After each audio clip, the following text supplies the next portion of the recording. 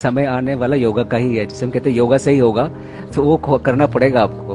आपके पास कोई चॉइस नहीं है, क्योंकि आप चाहे जो भी करते हो, आपके पास सिर्फ दो इंस्ट्रूमेंट है उसको यूज करने की। जो भी आप प्रोफेशन है, आपकी बॉडी और आपकी माइंड। लोग इन दो को छोड़ के सब चीजों पे ध्यान देते हैं।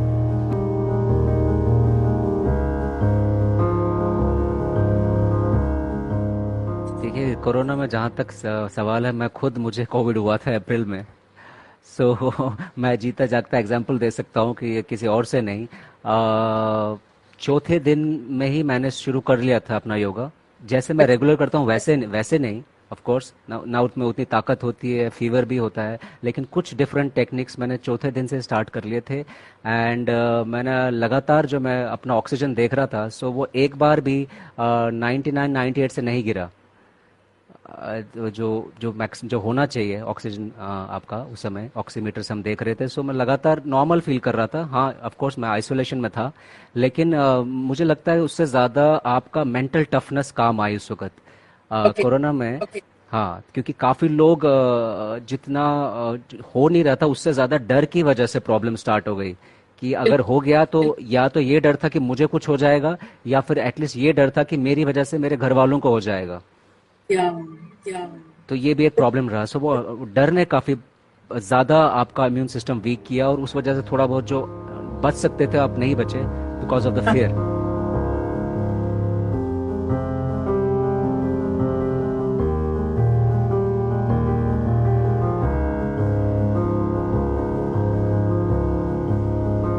बिल्कुल, बहुत सारे थे कि ये नहीं करना, वो नहीं करना। थोड़े से हैरान थे कि मैं कैसे कर रहा हूँ, मुझे बिल्कुल फिजिकल मूवमेंट नहीं करना चाहिए, मुझे थोड़ा सा रेस्ट करना चाहिए। और बहुत सारी एडवाइसेस थी। ये खाना चाहिए, वो नहीं खाना चाहिए। और ऑफ कोर्स मैं किसी से कोई एडवाइस मांग नहीं रहा था, लेकिन मुझे कम से कम दिन में 20 30 एडवाइस तो मिल ही जाती थी कि क्या करना चाहिए, क्या नहीं करना चाहिए। सो वो मैं हंसते हंसते सुन लेता था, क्योंकि मैं करता वही था जो मुझे करना था। सो ज़्यादातर उनको मैं तंग नहीं करता था, मैं सुन लेता था कि हाँ ठीक है, बोल लो आप क्या करते हैं। और उनका अपना ऐसा कोई निजी एक्सपीरियंस नहीं था, उसमें से काफ़ी लोगों को कोविड हुआ भी नहीं था। बट यहाँ वहाँ से सुनकर वो सारे मुझे लगातार इंस्ट्रक्शन दे रहे थे क्या करना है क्या नहीं करना। सो वो मैं ओके। अब नहीं किया। सो मैं अपना जो मुझे पता थी क्रियाएं, थोड़ी सी सांस की, थोड़ा सा कैसे मेंटेन रखना है, वो मैंने किया। और बड़े आराम से मैं उस दौर से निकल गया।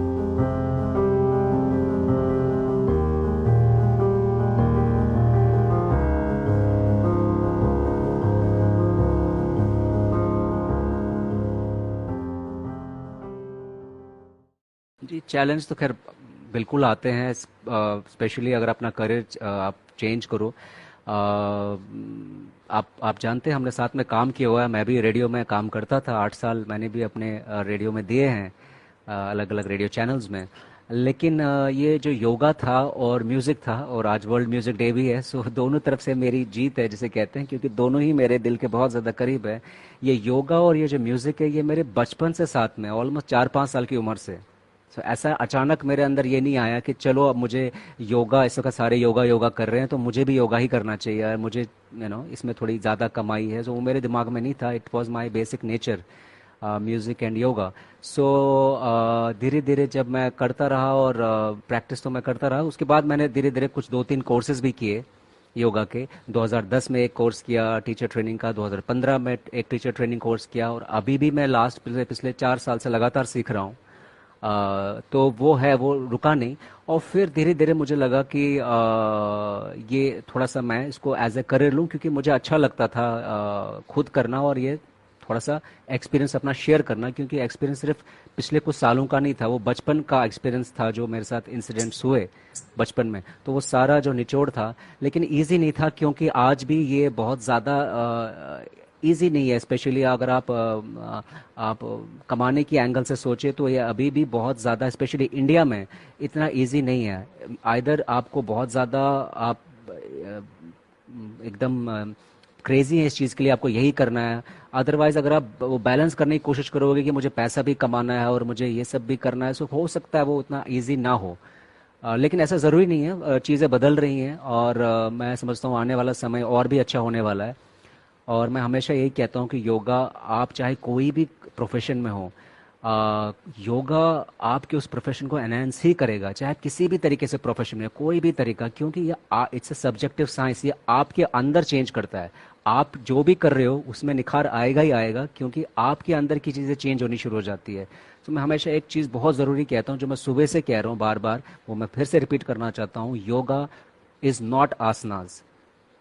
जब हम योगा सोचते हैं तो ये आसन नहीं है, yoga is a way of life. अगर आपके बर्ताव में नहीं दिखता तो आप योगा नहीं है, आप योगी नहीं है। योगी तो खैर आप टर्म यूज़ ना ही करना तो बेटर है। आप योगा नहीं करते हैं अगर वो आपके बर्ताव में ही नहीं दिखता।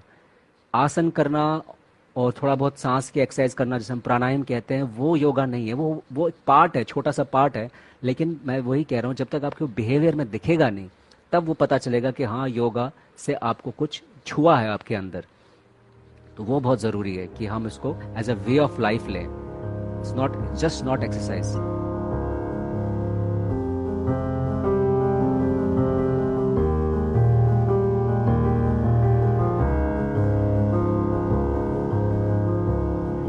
जी बिल्कुल, मैं अक्सर ये भी अच्छा सवाल है, क्योंकि लोग अक्सर ये करते भी हैं। या तो यूट्यूब से देख रहे होते हैं और उसको रिपीट करते हैं, या कोई बुक पढ़ लेते हैं और उससे कर लेते हैं। ये मुझे मेरे हिसाब से सही नहीं है। आपको पता होना चाहिए, आपको किसी के पास तो सीखना ही पड़ेगा।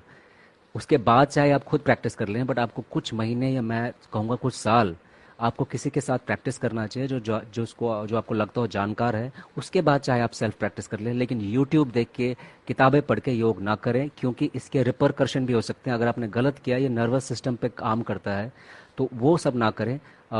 देखम देखी ना करें, और आप बिल्कुल इसको बाकायदा एक ढंग के टीचर से सीखें। ये बहुत इंपॉर्टेंट है।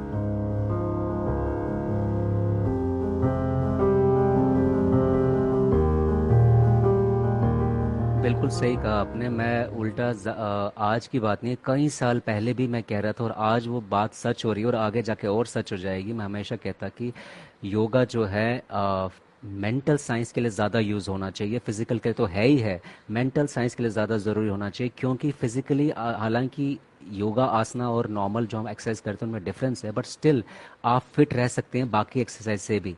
आप वॉक कर लीजिए, आप जिम कर लीजिए, आप फिट रह सकते हैं, और अच्छी बात है। लेकिन जो डायरेक्ट इफेक्ट आपका नर्वस सिस्टम और आपके माइंड पे योगा का पड़ता है, वो किसी और का नहीं पड़ता।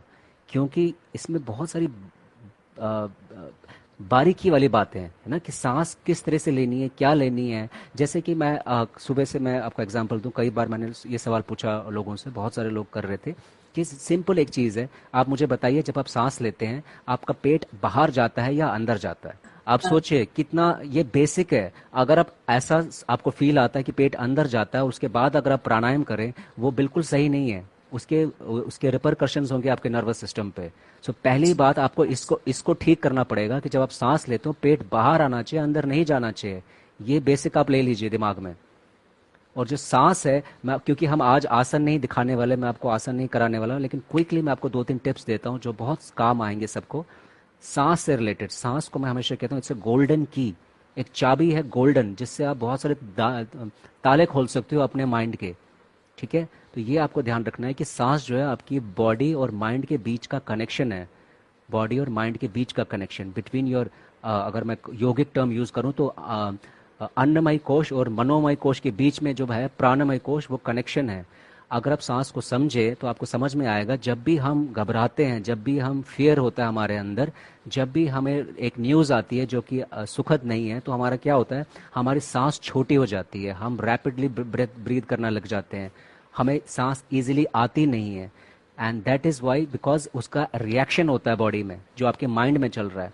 अब आप माइंड में जो चल रहा है उसको ठीक नहीं कर सकते डायरेक्टली, आप में इतना कंट्रोल नहीं है, लेकिन आप कुछ थोड़ा बहुत अपनी सांस के साथ कर सकते हैं। अगर आप सांस को स्टेबल कर सकते हैं, अगर आप सांस को लंबा कर सकते हैं। सांस कैसी होनी चाहिए? लंबी, स्लोअर, पर मिनट के हिसाब से। जितना स्लो होगी और जितना जाएगी और आएगी विदाउट एनी इंटरप्शन, लाइक टूटी हुई सांस जिसे कहते हैं, ऐसे जो करते हैं, ये बिल्कुल गलत तरीका है सांस लेने का। आपका सांस बिल्कुल स्मूथली ऊपर जाना चाहिए और बिल्कुल स्मूथली एक्सेल वापस आना चाहिए। ठीक है, ये जितना लंबा होगा, जितना स्मूथ होगा और जितना स्लो होगा पर मिनट के हिसाब से, उतना आपका मन शांत रहेगा, स्ट्रेस फ्री रहेगा। और अगर इसका उल्टा, अगर सांस तेज चल जाए और आप जल्दी जल्दी सांस लोगे, तो आपका स्ट्रेस भी रहेगा और आपकी एज भी छोटी हो जाएगी। आपने एक टर्म सुना होगा, बड़े बुजुर्ग कहते हैं इसकी तो इतनी सांसें थी। इसलिए चला गया। तो इसका मतलब है आपको आपको एक कोटा दिया गया है सांस का। अगर आप उसको धीरे धीरे खर्चें तो आपकी एज बड़ी हो जाएगी, अगर आप उसको जल्दी जल्दी खर्चें आपकी एज छोटी हो जाएगी। सिंपल साइंस है। तो इसीलिए डीप ब्रीदिंग और स्लोअर ब्रीदिंग पर मिनट के हिसाब से it is very good for your body and mind, specially mind, nervous system. Slow deep breathing, इसकी आप प्रैक्टिस ज़रूर करें। और उसके लिए उससे पहले जो हमने अभी सीखा था कि सांस लेते समय पेट बाहर आना चाहिए, वो बहुत इंपॉर्टेंट है।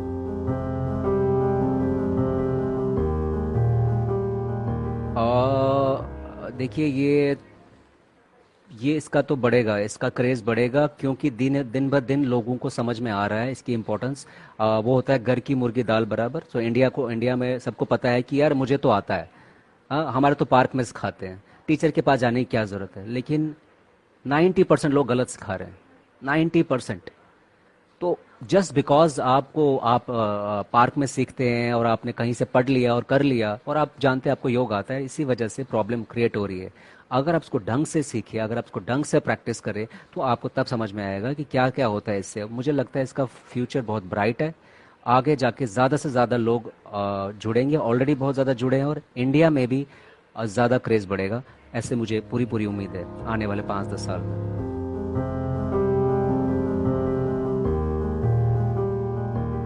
जी बिल्कुल, समय आने वाला योगा का ही है, जिसे हम कहते हैं योगा से ही होगा। तो वो करना पड़ेगा आपको। आपके पास कोई चॉइस नहीं है, क्योंकि आप चाहे जो भी करते हो, आपके पास सिर्फ दो इंस्ट्रूमेंट है उसको यूज करने की। जो भी आप प्रोफेशन है, आपकी बॉडी और आपकी माइंड। लोग इन दो को छोड़ के सब चीज़ों पे ध्यान देते हैं। मज़े की बात यह है, जिसकी वजह से आप पूरी दुनिया देख पा रहे हो, भोग पा रहे हो, ये दो इंस्ट्रूमेंट है, बॉडी एंड माइंड। आप इसको नज़रअंदाज करते हो और पूरी दुनिया को समझना चाहते हो। लेकिन जब तक इन दो चीज़ों को नहीं समझोगे, आप दुनिया को नहीं समझोगे। और ये दो चीज़ें जो हैं, आपको योग से अच्छा कोई नहीं सिखा सकता।